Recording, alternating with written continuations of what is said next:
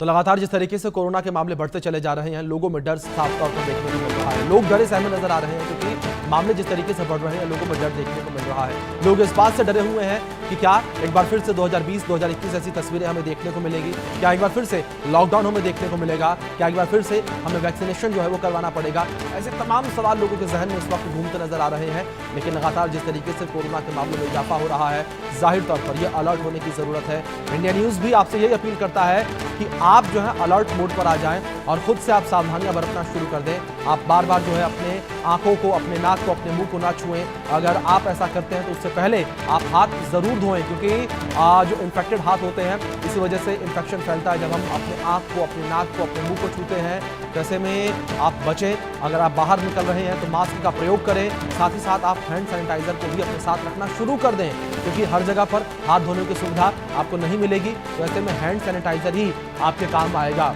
तो तमाम जो सावधानियां हैं जो अपने कोरोना के समय, पीक के समय बरती थी, उन सावधानियों को आप बरतना शुरू कर दें। अपने आप को आप स्वस्थ रखना शुरू करें।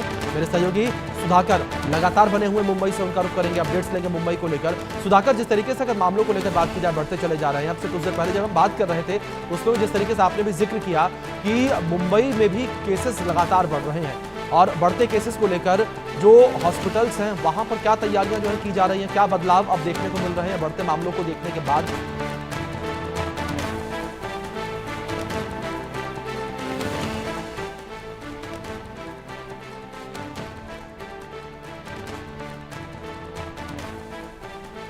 चलिए एक बार दोबारा संपर्क करने का वहाँ पर एक वार्ड जो है वो स्पेशल वार्ड बनाया गया है।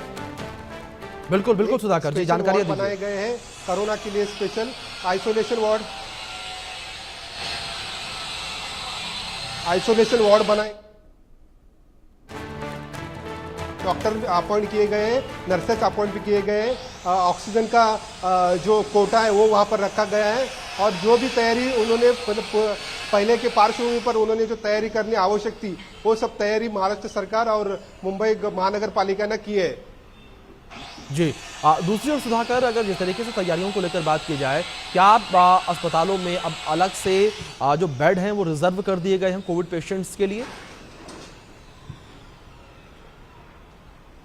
हाँ, प्रत्येक हर एक हॉस्पिटल में, जो बड़े हॉस्पिटल है, केएम हो, कामा हॉस्पिटल हो, जेजे हॉस्पिटल हो, वहाँ पर एक वार्ड जो है वो कोविड के लिए स्पेशल रखा गया है। वहाँ पर बेड रखे गए हैं, ऑक्सीजन का रखा गया है, डॉक्टर रखे गए हैं, नर्सेज रखे गए हैं, स्टाफ रखा गया है और पूरी तैयारी है, जो पूरी तैयारी की गई है।